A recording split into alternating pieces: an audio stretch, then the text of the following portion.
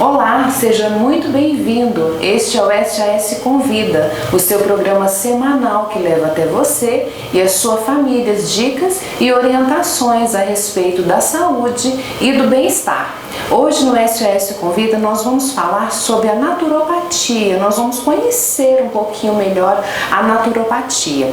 E para falarmos sobre isso, nós estamos tendo a honra de receber aqui no SOS Convida o Ramon de Assis. O Ramon, ele é terapeuta naturopata, ele tem a formação no Instituto Nacional de Naturopatia Aplicada, Faculdade INAP e na Faculdade Federal de Viçosa e no Renovar Instituto. E o Ramon preza também pela busca de qualidade de vida, pelos recursos disponíveis na natureza, não é isso, Ramon? É exatamente isso. É um prazer estar aqui, Patrícia, né? Eu fiquei muito honrado pelo convite. E sim, falar de naturopatia é um prazer muito grande, embora seja aí um termo relativamente novo, né? Mas de ferramentas bem conhecidas por todas as pessoas, né? Sim. Entre elas aí muitas que a gente está bem familiarizado. Só não sabemos ainda como utilizar, mas nós vamos ficar sabendo, né? Com certeza. E Ramon, para nós começarmos a nossa entrevista, eu gostaria que você falasse um pouquinho da base teórica da naturopatia, para as pessoas conhecerem. Como você disse, nós conhecemos as técnicas, às vezes até os ingredientes, não sei se assim se posso dizer assim, mas o termo naturopatia é novo. Então, exatamente. Muito vem se buscado, mundo afora, né? As grandes universidades já encontrando certos limites dentro dos tratamentos convencionais, da medicina convencional, né? A própria indústria farmacêutica chegou meio que num teto de possibilidades de tratamentos, né? E aí vem se buscando novidades. Então, voltou-se para a natureza. Então, esse foi o termo dado para um sistema, né? Um conjunto de sistema, inclusive acadêmico, para buscar aí bases científicas no que já existia desde que o mundo é mundo, né, na natureza, por isso o termo naturopatia. E aí a gente busca entre as plantas medicinais, né, entre os alimentos já conhecidos, né, formas de nos tratarmos, mas sobretudo de promover saúde, porque a boa definição do termo de naturopatia é a ciência na promoção da saúde. A gente entende que um organismo saudável não oferece espaço para doença.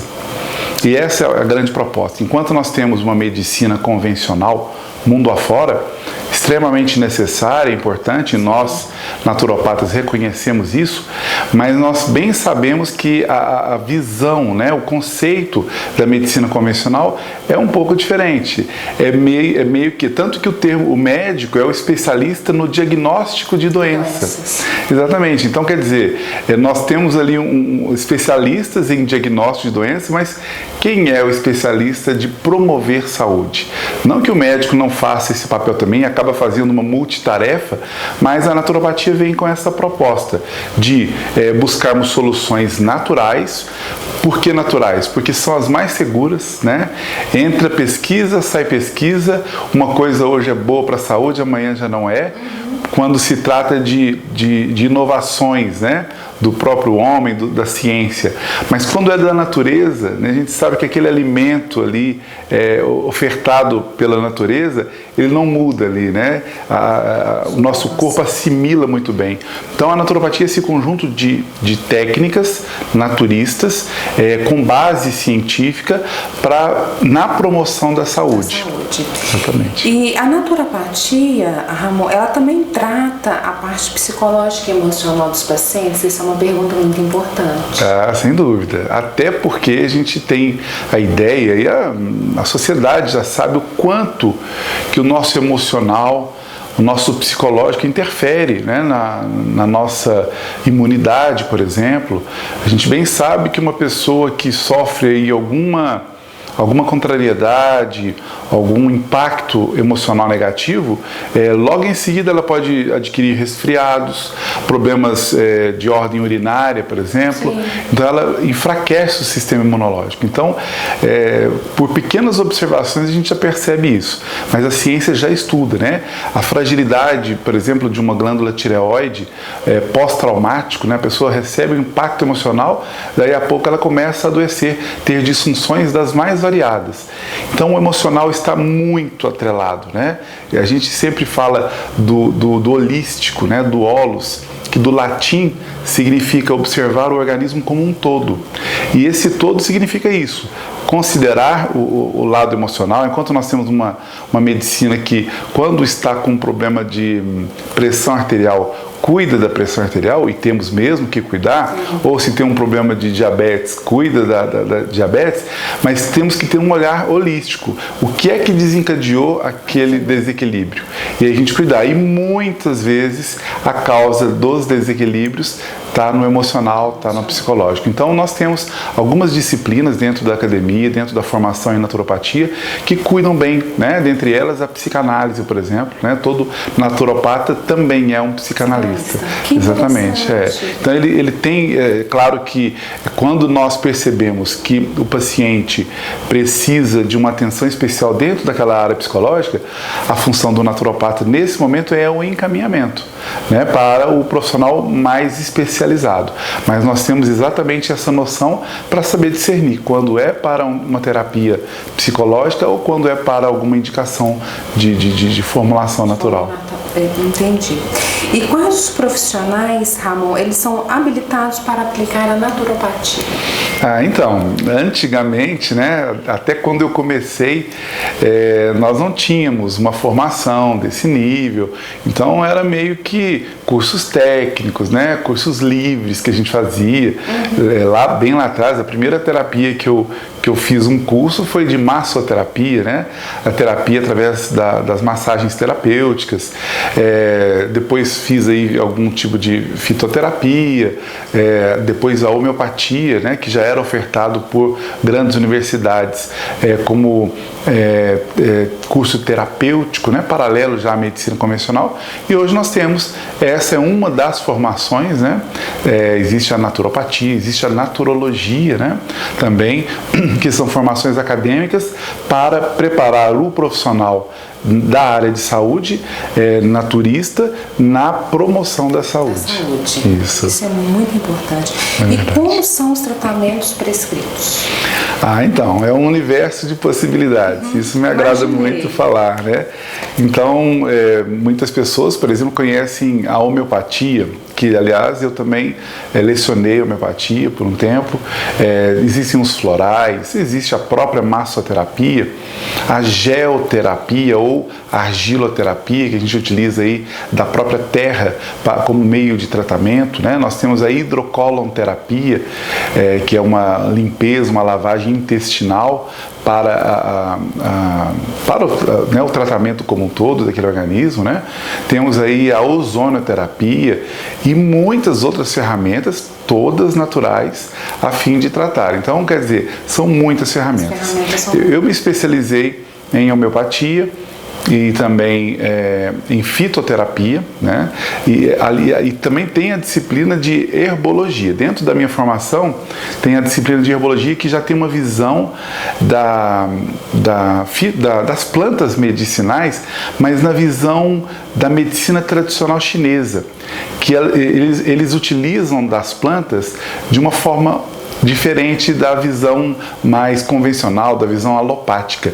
Mas eu tenho a especialização ainda da fitoterapia ocidental, que é essa fitoterapia. Os chazinhos, por exemplo, né, já são um tipo de fitoterapia.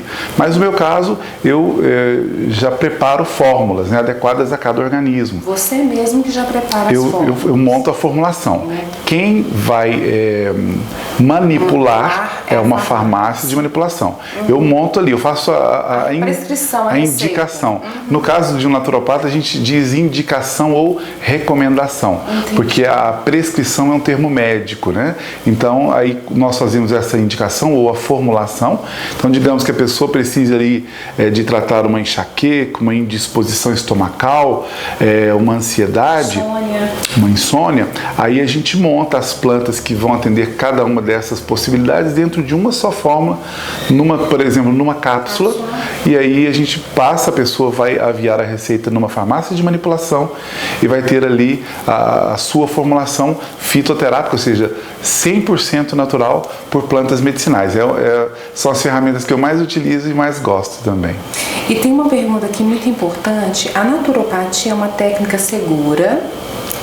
E se existem contraindicações? Então, dentro da naturopatia, é muito amplo dizer, são quase 30 terapias distintas, né, que a gente acaba utilizando delas. Eu diria que a homeopatia, né, seria uma forma terapêutica, além de 100% segura, e não existe contraindicações na homeopatia. Na homeopatia existe, por exemplo, alguns efeitos que não são os desejados pelo prescritor, mas não existe essa contraindicação, né, efeitos colaterais. Já na fitoterapia pode existir. Pode. A fitoterapia, ela utiliza, por exemplo, vamos supor, eu posso indicar para um caso a pessoa comer abacaxi.